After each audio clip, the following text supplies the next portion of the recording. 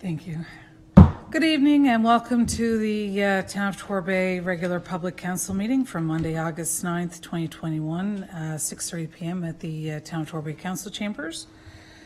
Let's get things started. All right, so new business. Councillor Martin. Just a condolence.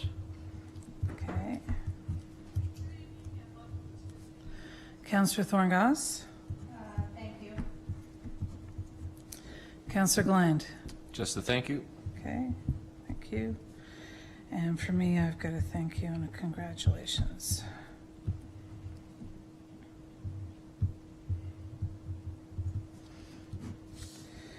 All right. Can I get a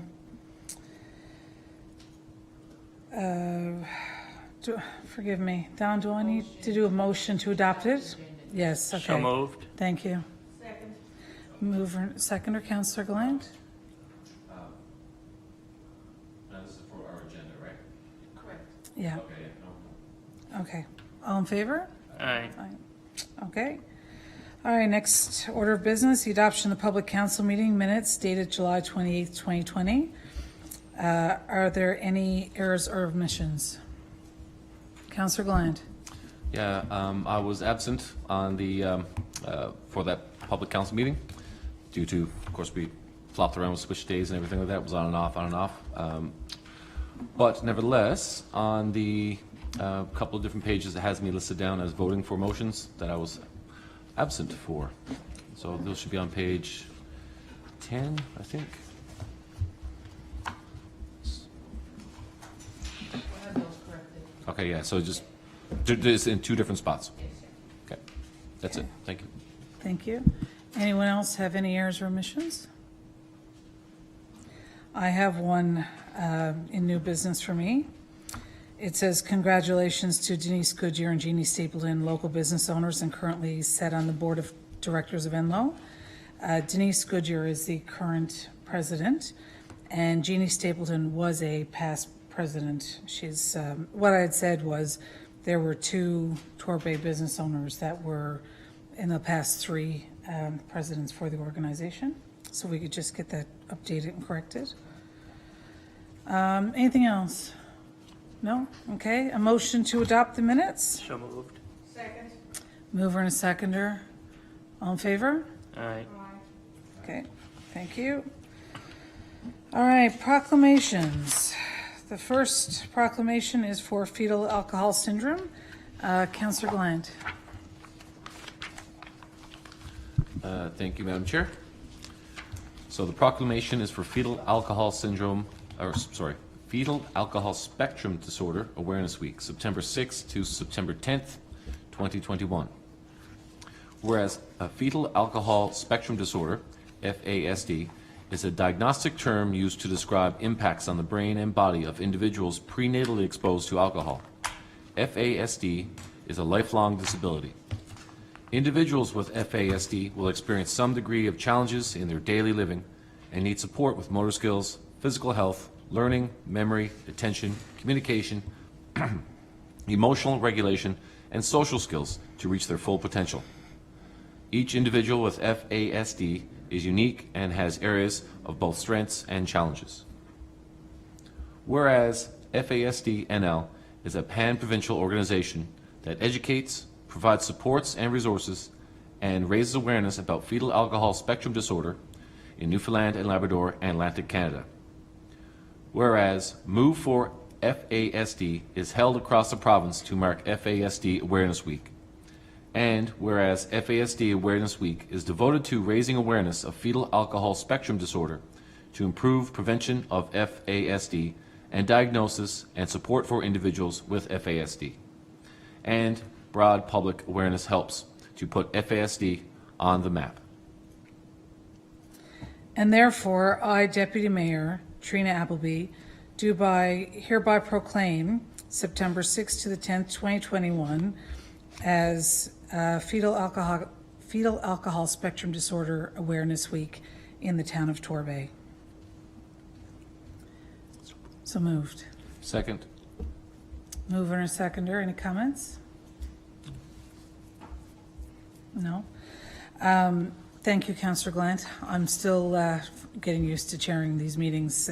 Mayor's really good at this, and I'm stepping in only on occasion, so thank you for that.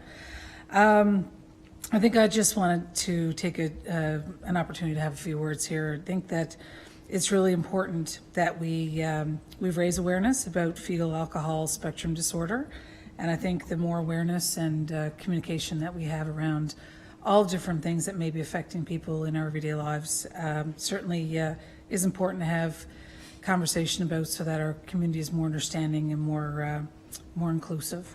So thank you for reading that out. Are there any other comments, questions? All right, all in favor? Aye. Okay, thank you. All right, now we have presentation. Presentation by the Torbay 2021 Green Team. You guys ready?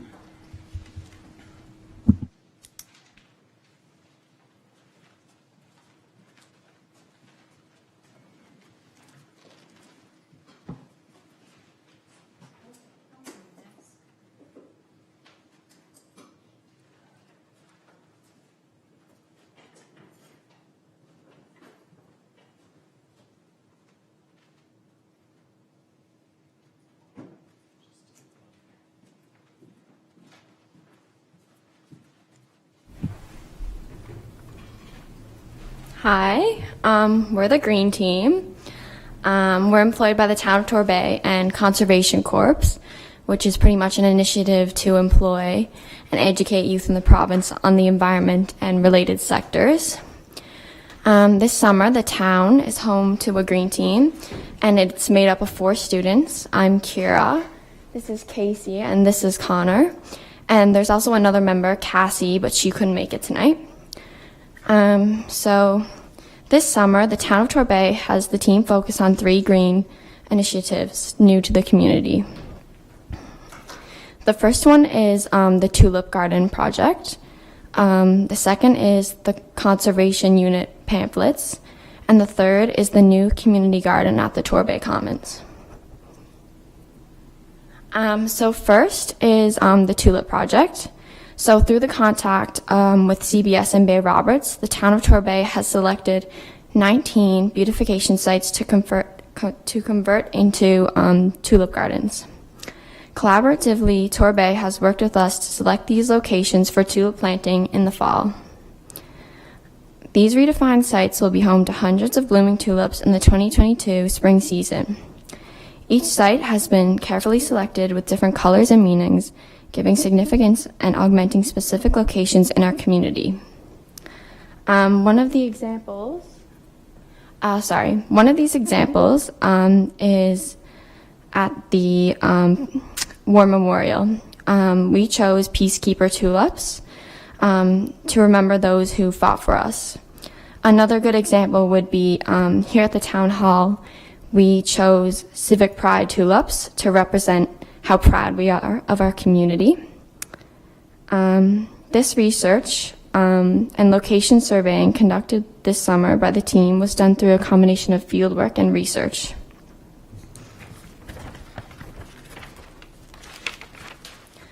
Not only will the tulips planted be beautiful, eye-catching additions in the spring, but it is our hope that it'll bring people to the community and benefit the local businesses.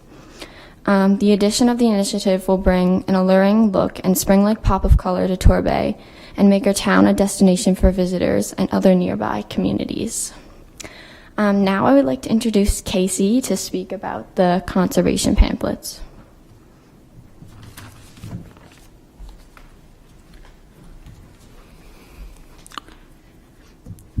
Conservation management units are wetland aquatic areas rich with wildlife that present a thriving ecosystem.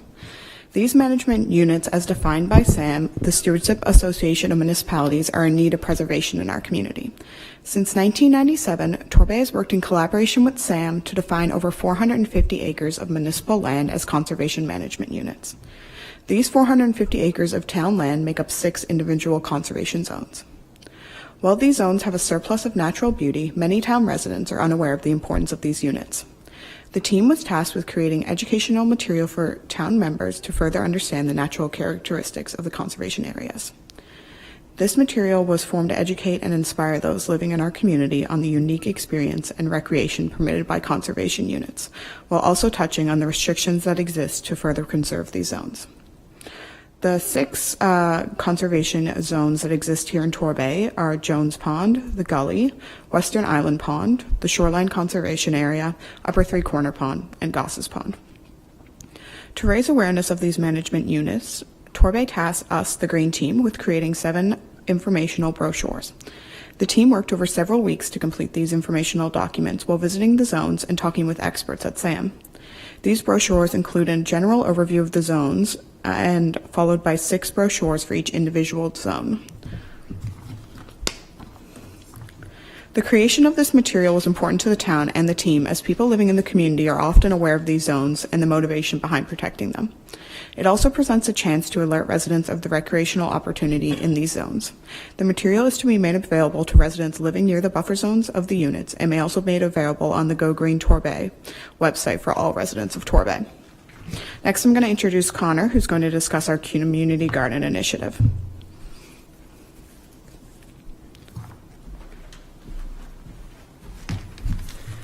For the community garden, following the construction of the Torbay Commons, the town decided to put in a community garden. The objective of this space is to bring community members together while also improving food security and promoting education opportunities. The garden will also encourage partnerships with local groups and businesses, such as the Torbay Food Bank. The garden will accommodate 24 beds,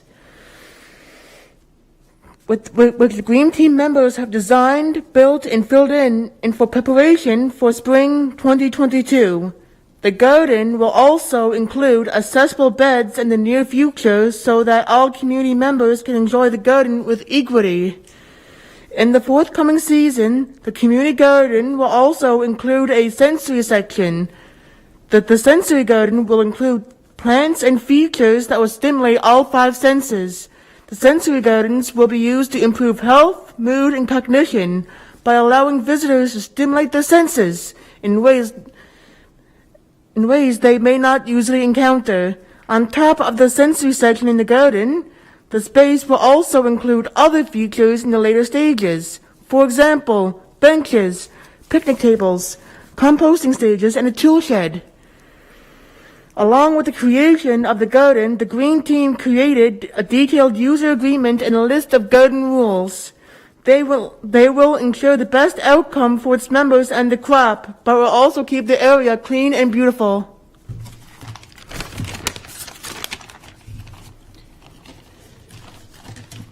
The garden currently offers 24 beds, but has lots of room to grow, especially as the accessible beds and additional features are added in the near future.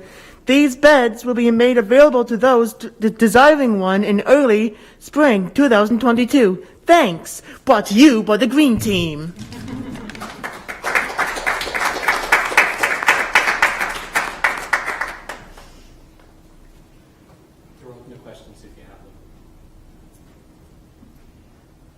Thank you, Jamie. Are there any questions for the Green Team? Councillor Gallant? So, more than just a question. Just want to give a couple comments. What you guys are doing is so important. It's as a past president of SAM, I know that identifying and preserving and communicating all the different green spaces and areas within town are super important. And of course, everyone's been crying out for community gardens for a couple of years. And so anyway, I just want to say thank you so much for all the work that you're doing. And if I had to ask a question to you, what's the number one thing that you've learned so far doing carrying out these duties? Yeah, this summer has definitely been a learning opportunity so far, but I have to say definitely the wetland conservation units. I said that in my presentation that, or in our presentation, that often people are unaware of the conservation units and why they kind of exist. And I was one of those people up until I was doing this research. I was like, oh, well, the gully's the gully, but when you really look into all the things that are living there and all the plants and what these like spaces kind of present and how without protecting them, they're just going to be moved in for infrastructure. It was super interesting to see how Sam and the town of Torbay, of course, working collaboratively with them, is able to protect these zones because they are really important. And the brochures definitely are going to provide town members with kind of the same education that I got doing the research for it. Councillor Martin has a question? More of a comment, really. I just want to thank you all for the work you've done. I'm the chair of the planning committee, and I'm also the current SAM rep liaison for council. And Director Shorts has been keeping committee abreast of your work, and it's great to see everything you've done. And thank you all for everything, and great job. Thank you so much. Any other comments? Now, I'd Councillor? just like, without reiterating everything that's been said, but it's a great addition to the town, and thank you very much for the work. I guess you'll be blowing up in that. I believe that in only a few weeks it'll all be over. Yeah. But thank you very much for your contribution. Thank you. Great job. And I think I'm going to do the same thing and echo that sentiment. These are causes that are near and dear to my heart when you're looking at beautification of the town and working with the town of Bay Roberts in particular to look at the tulip tourism industry and how do we build and expand on that. And that results in beautification. And as you mentioned, the sensory impact of seeing and experiencing flowers can be very powerful for people. So from an ecotourism perspective, thank you for your work on that. The conservation zones are near and dear to my heart. I live across the road from one of them. And it's my understanding that one of the conservation zones that we have in our town is actually part of an agreement, international agreement between the United States, Mexico, and Canada. And so, that's very significant, and it's not something that everybody in Torbay knows. So I think that it's really important that we do protect these wetlands, that people do understand that those wetlands in storms hold water and they retain water to make sure not only that the vegetation lives and the animals and the ecosystem around it live, but also that we don't have mass flooding when we have an episode like an Igor. So I think those things are really important, and the protection and conservation of those management units to me is critical. And the community garden, I know there's been conversation in this chamber about the community garden and the new community garden and the old community garden, and residents have concerns, and we are certainly listening to all the conversation around that. But I think the more opportunity that we have for people to grow their own vegetables and to have that ability to learn about self-sustaining, there's 90+% of our food comes in from outside of Newfoundland, Labrador, so that's a critical addition to the community and the region as well. So hats off to the three of you. I watched your presentation. You all spoke very well, very excited and fabulous and very clear. So thank you for a fabulous presentation. Thank you for all of your work on this. It's greatly appreciated. Thanks so much. Yeah. If you, Mayor, did council want to get a picture with the green team? I think that would be fabulous if we could. Yeah, if members of council want to put your mask on and keep physically distant, absolutely. That would be a fabulous idea. Where do you want to go? Down by the yellow chair? In here, maybe we'll put the three members of the green team ahead of us, and then council could be in the back. So you guys want to stand in the middle and council can do a circle? Yeah, just keep a physical distance there. Take these off.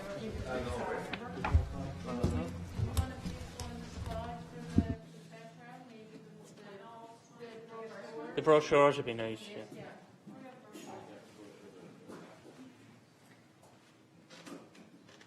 If you guys want to move ahead a little bit, maybe? And then we can step it around. Do you want to go here?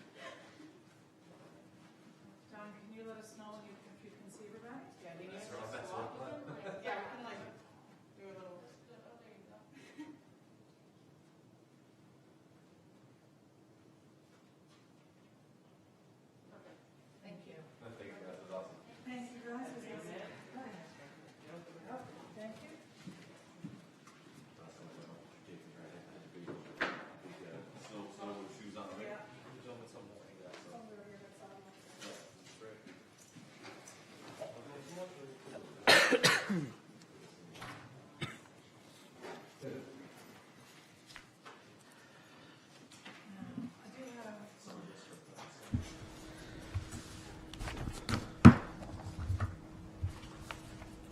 Take care.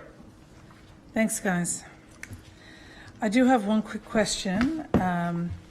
The 19 beautification sites, have we shared that with the public, where those sites are? That will be finalized, it's still in draft, so that'll come to council and then it'll be posted to the public. Okay, great, thanks. I have seen the presentation and the symbolism. It's very moving when the colors and the linkages to our history and heritage, so it's exciting. Awesome, thank you. I think it'd be cool for the public to be able to see where those sites are, so that's awesome. Okay, question and answers. Do we have any question and answers? Questions submitted. Okay. The mayor is not here to do a mayor's report. We don't have any business arising, do we? No? Correspondence. All right, we have correspondence for the Municipal Long Service Awards. So we'll send that over to Finance and Admin. Monuments and Observations Inventory, we'll send that to Economic Development. Building Climate Resilience, we'll send that one to Planning. Speed bumps on North Pond Road and Spray Lane petition, both of those can go to Planning. On to Committees of Council. So for the Committee of the Whole, there's no report. For Planning, Land Use Development, Councillor Martin. Thank you. There's not much of a report per se. Approval and principal letters issued year to date are enclosed. We do have our building development permit listings that we need to adopt from July 23rd to August 5th. Would that be correct, CAO? To accept. To accept, yeah. So I'll go ahead and put a motion. Okay, so I'd just like to move that we go ahead and accept and approve our building development permits issued July 23rd to August 5th, 2021. So moved. Second. Mover and a seconder. Has everyone had the opportunity to review the building permits? Any comments or questions? No? Okay, all in favor? Okay, back to you, Councillor Martin. Thank you.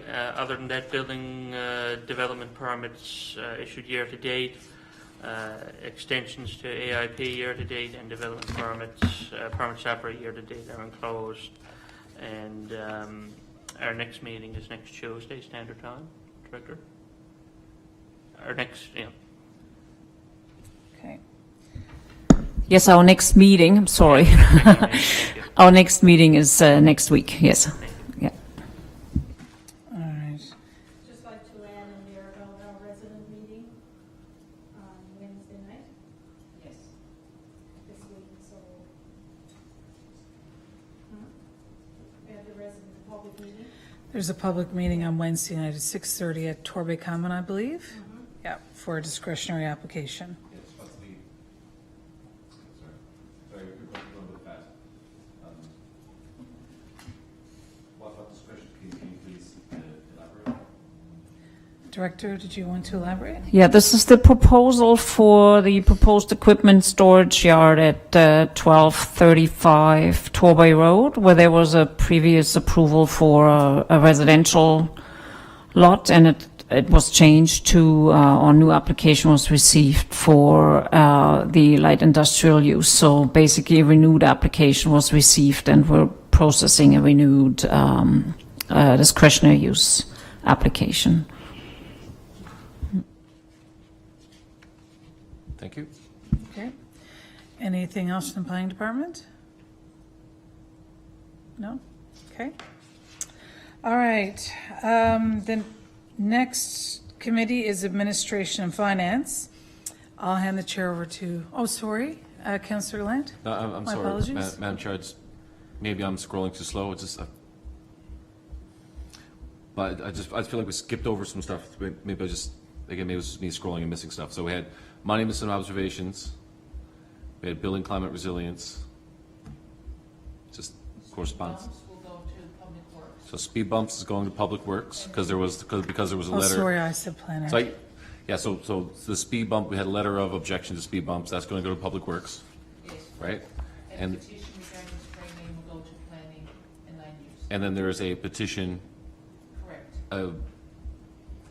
I get.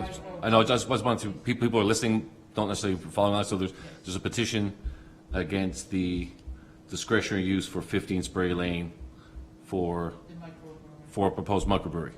Okay, and then that's going to planning. Okay. Sorry, I felt it was a bit faster. I just want to, for folks listening at home, they could follow along. So I got lost there. Okay, all good now? Okay, good. My apologies, I had speed bumps going to planning when I reverted, but you're right, Public Works should be where that goes. Thank you. And all the information is there in the package for anybody who wants to have a look. Okay, administration and... Sorry. Yes, Councillor Gland. Just to again elaborate on the we have approval and principles listed here. And then we had the building development permits issued, and that's what we said okay to, right? When we voted for the permits, was that just to give a green light to the permits that have been issued? From July 23rd to August 5th? Yes. Yes, That's what we had, okay. Yeah. Thank you. And then we have, of course, the list from building permits issued year to date. Yeah. And the last part I thought we had left off, extensions to approval in principles year to date 2021. So we have 3 extensions of approval in principle, right? Right. Okay. So we don't need to do anything about that. I want to make sure that anytime we're talking about extensions to approval in principle and all that kind of stuff, that we pay particular attention for things like this, right? Just to, has there been any extensions to approval in principle that have expired? Director Schwartz, did you want to respond to that, please? There wouldn't be, I mean, in the approval, and Director, correct me if I'm wrong, the approval of the approval in principle outlines the extension, and once if that goes into the 2nd-year time frame, then they would have to reapply. Right. Right, so there wouldn't be an extension for a third year. Right. Okay. I just want to say, make sure we keep a close eye on, the extensions and stuff like that. That's all. Okay. Just want to make sure we didn't gloss over something by mistake. Okay. All right. Thank you, Councillor Gallant. All right. So I'm going to hand the chair over to Councillor Thorngoss and present the Administration and Finance report. You good? Okay. All right. Let me find my place. All right. So the Administration and Finance report for the July 26th 2021 public meeting. Is that typo? Don? That's so. All right, so let's do that again. Administration and Finance report for the August 9, 2021 public council meeting. All right, so payroll is payroll for 44 employees for the 2-week period ended July 30th, 2021, totaling $96,442.10. So moved. Second. You can just read the payroll and accounts payable into the record. It's the invoices that we require the motions for. Okay. All right, thank you. So for the accounts payable for the 2-week period ended July 30th, 2021, invoices in the amount of $125,341.40 were processed. Invoices for approval, the following 5 operating invoices totaling $67,226.15 are presented for approval. Invoice for CIBC Mellon, July pension contribution. The amount is $20,760.96. Invoice number 36918 for commissionaires for municipal enforcement, $5,152. Invoice number 15119602, Neural Marketing Limited, diesel for depot tank, $5,967.85. Invoice for July 16th to 31st, 2021 for Receiver General payroll remittance, $29,595.34. And the invoice 908-99288 for Stuart McKelvey for Occupational Health and Safety Policy Review of Elections Act and Municipal Affairs Act in the amount of $5,750. So moved. Second. Okay, sorry, Mary. So, did you read all the way down, Madam Chair? For the 5 operating Oh, invoices. the operating ones. The other ones are Okay, capital. I got you. Any questions? I just got one. One question with regards to invoice 908, 99288 to building. I'm just wondering with regards to that, review the OHS policy and the Elections Act Municipal Affairs. Wouldn't that have been done by either M&L or by other towns? Like, why did we have to go in and review that? I'm assuming that it would be the same for all towns, so. It's just clarification on internal workings, operations here. It's not broad-based, that's just the categories that they used. It was an internal matter. Okay, so It's not a review of our respectful workplace policy or, because that's adopted by council. It's application of those particular legislation and our policy to the town. So should that probably, the details on that then probably read something, because on looking at that, it just looks at it as a review of that, which I would have assumed and hoped that other towns and M&L would have done that without each town having to go in and be charged that amount of money. We can So change the whatever, qualifiers. yeah, the wording probably, the details needs to be amended in there. Okay, That's no problem. thank you. Okay, no other questions or comments? Okay, all in favor? Aye. Contrary? I was late and put my hand. Anyway, in favor. Okay, thank you. And next one.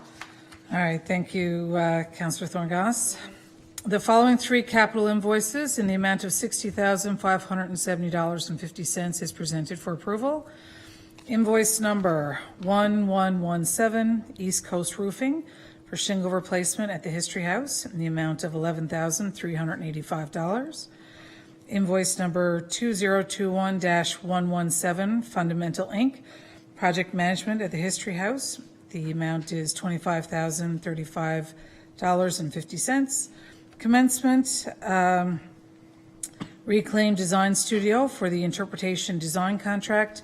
The amount is $24,150. So moved. Second. Any comments, questions? Yes, I've got just a general question. So the $25,000 for Fundamental Inc. for project management History House. Do we have any deliverables? That's just for the month, right? Or is that for multiple months? That's a progress payment just for their signed contract, so there would be deliverables attached to that. We can circulate that out to council. Yep. And 25,000. That's a quarterly, right? Correct. That's quarterly. Okay. I'd like to see the deliverables delivered during the last quarter for that. Thank you. Anyone else? I just got one quick question. Invoice 1117, East Coast Roofing. Was that a budgeted, anticipated item, or is that something that was? That was part of the History House It's contract. part Yes, of the the renovation and the grand scheme of restoration, things. correct. Okay, thank you. And all expenditures are within budget. Okay, thanks. Okay, sir? All in favor? Aye. Contrary? Motion carried. Okay, on to the next. All right, so the background reports are there. If anybody has any questions, by all means. And if not, so ends my report. Oh, sorry, my bad. There was Administration and Finance Committee meeting on July 27th. Myself, Councillor Pollard, and CAO Don Chaplin, and Human Resource Director Mark Whalen participated. The items that were discussed was a staff update, the Wellness Committee, policies and procedures, roles and responsibilities, and the meeting was adjourned at 9:45 a.m. Any questions?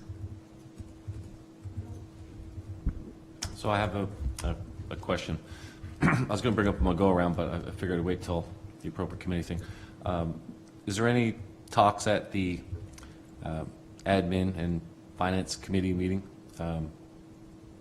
for getting chambers back to post-COVID levels?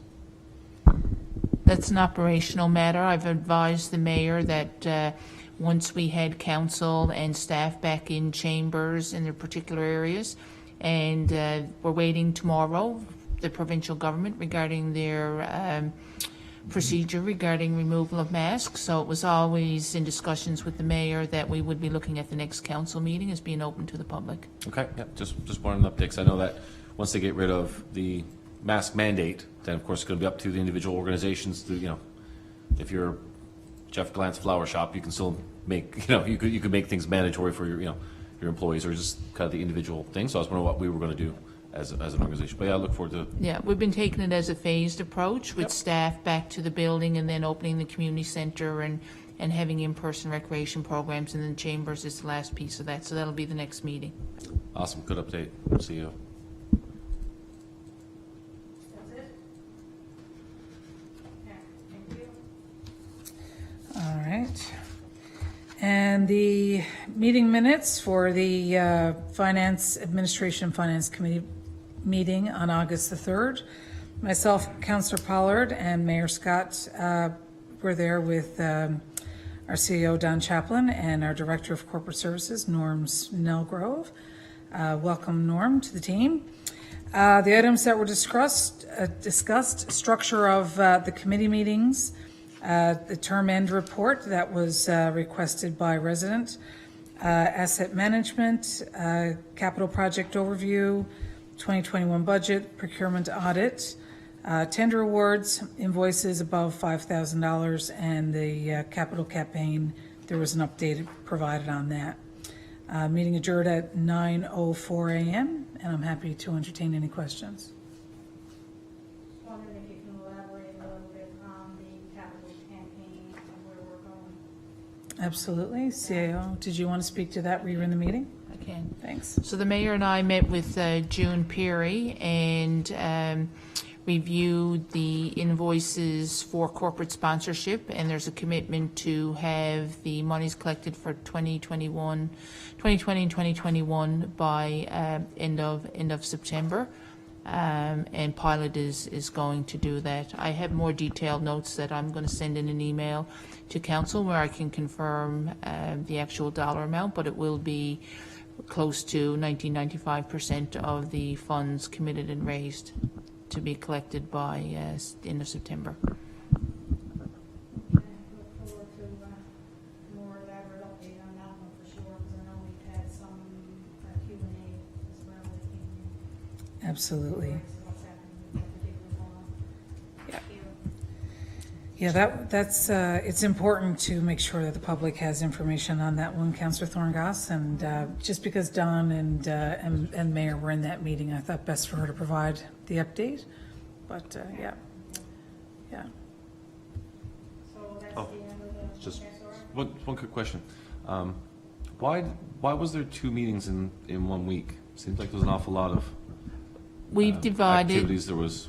We've divided the committee mandate. We found that covering administration, human resources, and finance in 1 hour, there wasn't enough time. So on the council week, there will be the admin and human resources mandate of the committee, and then on the off week, there will be the finance items. So we're all within the committee mandate.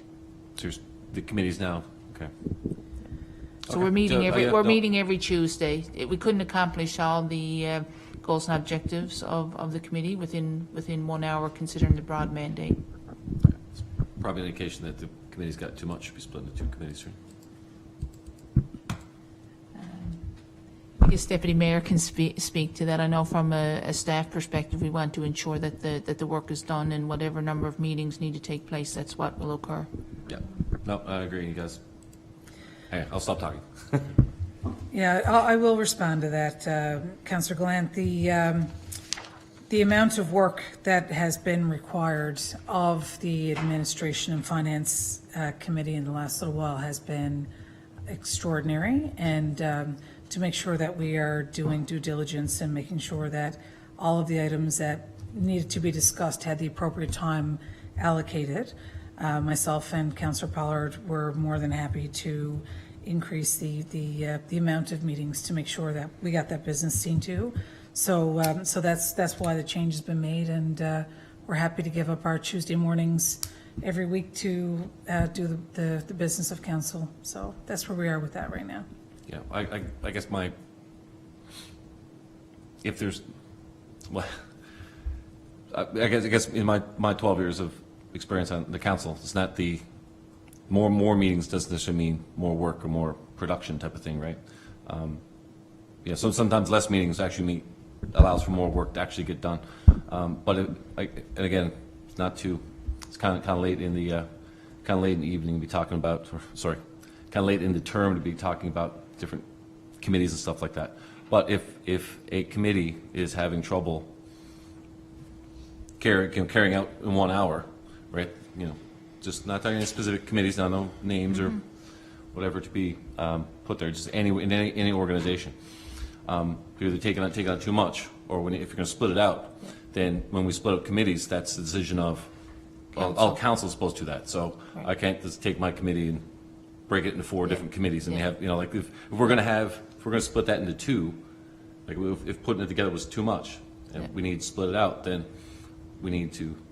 I would suggest the next council figure out how to do that properly, because if one committee's eating up too much stuff, then there's a chance that, you know, you're doing the whole death by meeting type of thing, and that sometimes, not saying not pointing elbows or anything like that, sometimes that can be an obstacle, like too much meetings, right? So I'd just be careful not to over meeting and kind of get in your own way type of thing. No, there's and make decision as a council for that, right? Point is valid, and it is actually 2 committees merged into one. So that would be a discussion for the new council. But I can tell you on the Tuesdays, the agendas are very different. So obviously finance is discussing very different issues or matters than admin and finance, or admin and the human resource component. So there's no duplication there, and I hear you, because staff's time is very valuable as well too, as is council. So we're not meeting for the sake of meeting. We're meeting because there's work that needs to be done and discussed. And you know that the last 6-8 months have been very difficult for the organization, so we're just trying to get everything back to where it needs to be. Great. I hope you don't get caught in weekly meetings too much. So all good. Yeah, and I think to speak to that point too, you know, it's really important to acknowledge the work that committees do when it comes to the business of council. And I know with the Planning Land Use Development Committee, some of your meetings are 3 hours in length and duration, and that's more normal than not. So, you know, the fact that we're breaking this into 2 hours over 2 weeks is not extraordinary. It's the same committee doing the same work. It's just that we have different staff that are coming in. Instead of cramming things in and skimming over important points in a half hour, we're taking the time and giving our time to make sure that the business is being done properly. And these have been exceptional times the past 6-8 months, as the CAO has referenced, and that's the reason why we're putting the extra time in. So we hear what you're saying, but I just want to make sure the public understands that this is us making sure the business is done and it's done properly, and that the right amount of committee attention is being provided to these very sensitive topics. Yeah, just want to make sure, like I said, committee's here to provide oversight and direction and help make decisions, and, you know, just make sure that the staff has the time and energy to need what they to do their work, right? That's all. Just don't, in general, don't over committee meeting things. It's get diminishing returns. But I understand what you're saying. But you know, the real work's done by the staff from 9 to 5. Absolutely. Any other questions or comments on the meeting minutes as presented? No, then so ends my report. Thank you, Councillor Thorngass. All right, the next committee we have is Economic Development and Tourism, so we don't have anything there from Economic Development and Tourism. Infrastructure and Public Works, Councillor Thorngass. Okay, we didn't have a meeting. There's an update provided. The director has been on vacation. So this is pretty much the same report that I provided at the last meeting. However, I would just like to ask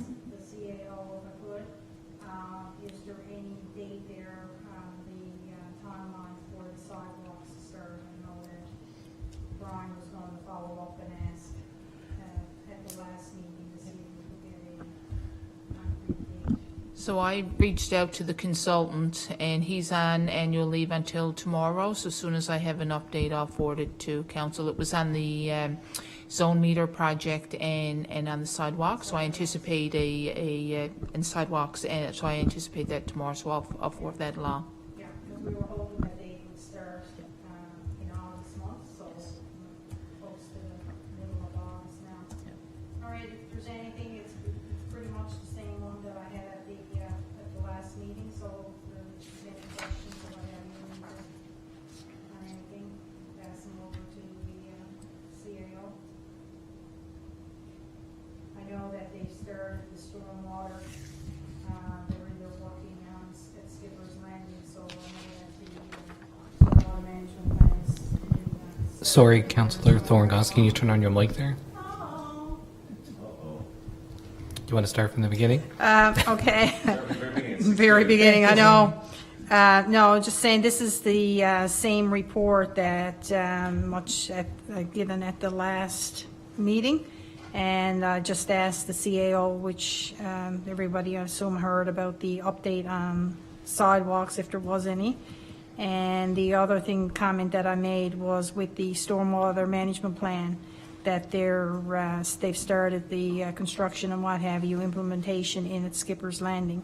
So I don't have any other, if anybody's got any questions or any further updates, you got anything to add to any of it, CAO? Yes, the mayor and I we have a Zoom meeting tomorrow with the MHA and representatives from the Department of Transportation and Infrastructure. So we have the additional funding for the sidewalks, speed calming measures on provincial roads within the town's boundaries, and the water treatment application on the agenda. So an email update will be provided to council after that meeting tomorrow afternoon.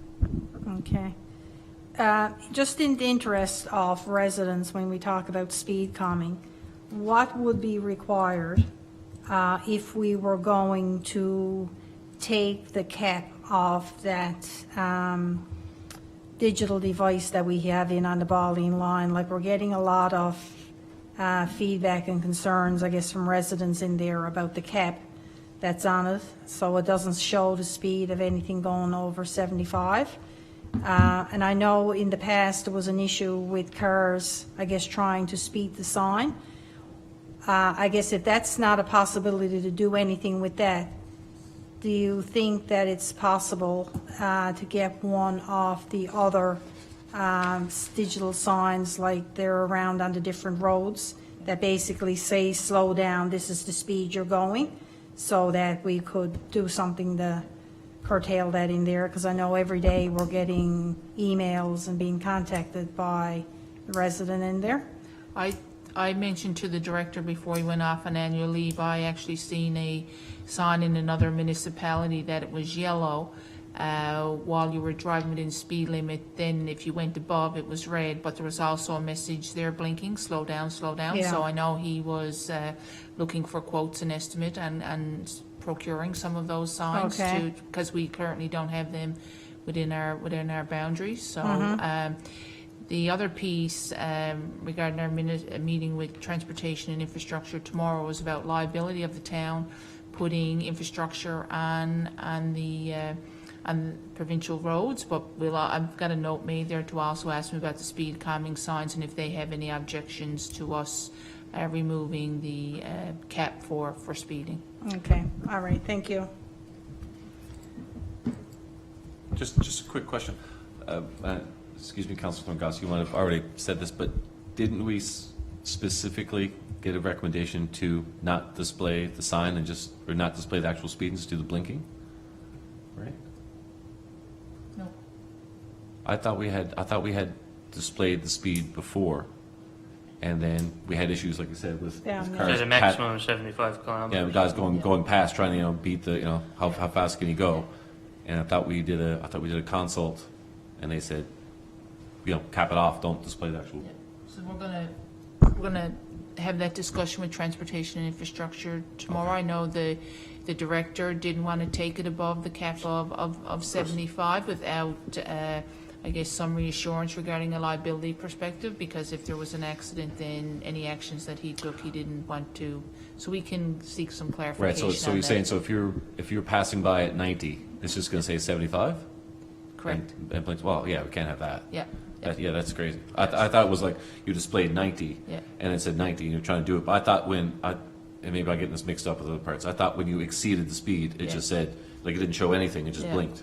So we're looking at changing the signs, and we're going to reach out to some other municipalities as well too to see how they handle it. So the big thing is that they're speeding everywhere in our community, but the concern right now is the provincial roads and what that means from a liability perspective for the town. So Okay. Makes sense. Okay, I was just trying to get the stuff straight in my head. Thank you. Okay, thank you. The points that Councillor Thorngass is making there are concerns that have been raised by the residents about the cap at 75 kilometers per hour, seeking the additional slowdown messaging and the sign, as I believe there's one on any meal line that he's referencing that has that in there. He's also talking about asking if the actual speed limit on that road could be changed, and I think that may be a good item for your discussion tomorrow. There are parts of the bottling line where it's 60, parts of it where it's 50, and his argument is a good one. He says, you know, this is a street now that's building up. It's not like it was. It's definitely more of a neighborhood with families living on the street, and there are family members in the neighborhood who have moved out because of the speeding concerns. So what, if you guys could add to your meeting tomorrow, if the question about having a sign next to that sign there to say what the speed is, and then also looking at can we change it from 60 to 50, because it is a residential developed street at this point for much of it, and what isn't has for sale signs on it to be developed. So I think that's important. So Councillor Thorngass, I think you're very right to raise those questions and ask the questions. And the other thing that the resident asked for was an update on the information that's downloaded from that machine, because even though you can't see past 75, the question is how many people are actually driving over 75. And my understanding from the director is that even though you can't see the number, so we don't want people to charge and see how high they can get it to be, that it's actually capturing all the information. And so the resident is asking for and expecting a report of what those total speeds are, and then we'll take it from there. Yep, Councillor Glenn. Just some background too. I remember when we first got those signs in, one of the purposes of them was to record the information to determine where the speeding is happening in the town and all that. So I know that that information does get captured, and you know, if there's one particular area in town that is particularly dangerous, then we can pass that over to enforcement, right, to RNC. So you know, if there's only so many people live on so many roads, so if there's one person always speeding, doing 30 or 40 over in one area of town at specific times, we got your speed, we get your time. You know, they can get caught a lot easier than they think they can if we choose to use that data. So it'd be really worth the analysis. But one thing though, I guess Madam Chair, you talked about changing the speed limits from 60 to 50. So in previous councils, we tackled the same question. So we're just kind of asking the same question over and over again. But the answer tends to be, and we did a lot of speed counting policies and stuff like that, people are going to go as fast as they feel comfortable. So you could make the speed limit there 20. People are still going to do 60, right? So it's, and in fact, they say sometimes when something is designed for a speed of 70 and you put it down too low, then people just lose respect for the speed limit at all and just kind of disregard it altogether, right? So, and correct me if I'm wrong when you talk to them tomorrow, but I suspect when you do, I think the strategy of just changing the speed limit won't have any impact to do that. And in fact, and correct me if I'm wrong, but based on our previous analysis that we've done in previous councils, it can actually do more harm than good if you don't have, you know, the square peg for the square hole type of thing, right? So just a couple of words of wisdom for that. Thank you, Councillor Gland. Does anyone else have any additional comments? Just one comment on that is interesting, because I spoke with the mayor about it on Saturday. The speed apparently going in the bowling line, I think is 60 on one side of the road, but coming out in the same area is 50. It's not like it's it's the just- same speed going in, but coming out is one speed and going in it's something else. So that's something that I think that I'd mentioned about that meeting to check into, so we're all on the same page. But Yeah. that's something not right about that. Yeah, increased signage and review of the speed limits with the changes is definitely something that would be good to have a conversation about in the meeting tomorrow. So I will look forward to the information that comes out of that. It's definitely an important discussion to have, and we're finding this on a number of provincial roads, so it's nice to see that council's having the discussion and pushing the agenda. All right, anything else for Public Works? No? All right, so Recreation Community Services, we don't have an update. Liaison Committees, Atlantic Mayor's Congress, the mayor isn't here, so he'll provide that the next time. Intergovernmental Affairs, mayor will provide that the next time. Jack Byrne Regional Sports and Entertainment Center, at this point, there isn't an update. I do understand that the mayor has the updates to lease agreement and is going to have those conversations with the other mayors, so we'll stay tuned for that. Northeast Avalon Joint Council, Councillor Thorngass, you have a meeting in September? Yeah, middle of September. I'm not sure what the exact date is, but. Okay. Royal Newfoundland Constabulary, so the mayor's not here for that update. Torbay Volunteer Fire Department, Councillor Martin, I don't see anything in the package. Just a brief update, Madam Chair. Yeah. I attended the August 2nd semi-monthly meeting via Zoom. There were a total of 8 calls to that meeting, 1 vehicle fire, 1 barrel fire, 2 requests for assistance, 1 carbon monoxide alarm, 1 extra service call, 1 bonfire alarm, and 1 regular alarm. I just want to note, it's been in the news as well, to be careful and follow bylaws and regulations set out by the fire department for burning. We've had some dry weeks and some wet weeks, but we want to be careful and ensure that fire pits are being used to regulation and burn barrels aren't being out to increase risk of wildfire. Thank you. Thank you, Councillor Martin. And the UMC, the mayor can provide an update when he's back. Don't have any notices of motions. New business. All right. Councillor Martin. Thank you. I just wanted to send a condolence to the family of the tragedy over the weekend. I had learned about it yesterday. It was someone that I'd actually grown up with, so I wanted to extend condolence to all of them for their loss, and also was thinking about the fire department as well. It's not easy either being a paid firefighter or volunteer firefighter of any capacity when you deal with something so tragic. So I just want to let them know I was thinking about them the weekend as well. Thank you. Thank you. Councillor Thorngass.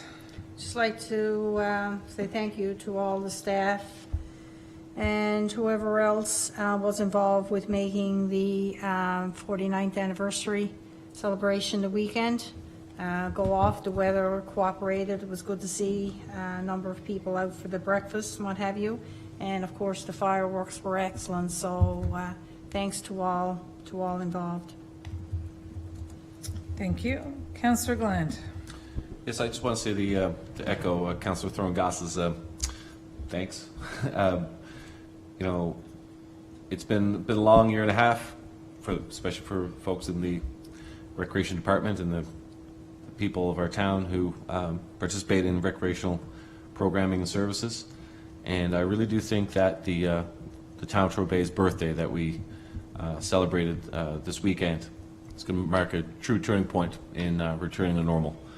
I went out on Saturday, walked around, and it was just so good to see people of the town out again, and see the people I haven't seen in so long, sitting there and waving and sitting in the chair, and kids with face paint and some it just really was. It just meant a lot to me that we're getting back to some semblance of normal, and people are starting to come back out. And hey, we're not coming out preemptively. We're coming out because things are getting better, and things are getting better because we all heeded the advice in this part of the world that we did what we needed to do to make sure it didn't take hold here like it did, unfortunately, in some other places. So just want to say thanks to everybody for taking steps to get back to normal, and I'm sure there's lots of anxious people going to their first public event. Certainly, I think it was the biggest event that we've kind of had recently, and so I just really want to say thanks to everybody. You know, we've got our fireworks too, so my daughter was quite pleased with that. So it's just we're getting back to normal. So I just want to thank everybody involved, but and not just the people of Torbay, but the staff too. We've done a really good job of holding on through these tough times. So thank you for everybody. Thank you, Councillor Gallant. I wanted to share in thank you and congratulations to the town staff and committee as well for the work that you've put together to make this happen. I know it's been an exceptional couple of years with COVID trying to make things happen, and those COVID parameters are changing quickly, and staff are scrabbling trying to catch up and come up to speed. I also wanted to say thank you to the executive and the families involved with the Northeast United Minor Soccer Association and the club. As you guys know, I spent the last 6 years chairing the committee, and this past couple of weeks I've decided that it's time for new leadership and fresh people running the show. So congratulations to Heather Forsey, who is the new NEUSC chair. She's going to be fabulous, and the committee is going to continue, executive is going to continue to do great work. And a big thank you to them and the volunteers that are putting off Torbay Minor softball as well. I know my children are on the field right now. My son's playing, and the work that they had to go through to get off the ground the last couple of years has been an awful lot. So big thank yous to them.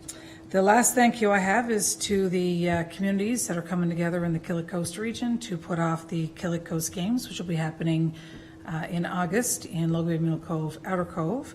I know we have pickups for jerseys and suits and swag and all that good stuff happening. I believe it's tomorrow night, and there's a daytime pickup as well. I think maybe Wednesday, Don, if I'm correct. Yes. So just a reminder to all of our athletes to be safe and enjoy, and thank you to the coaches and the organizations that are stepping up to support the Killick Coast Games, because that's going to be a next great opportunity for people to get out and communities to compete against each other and show off our collective and community pride.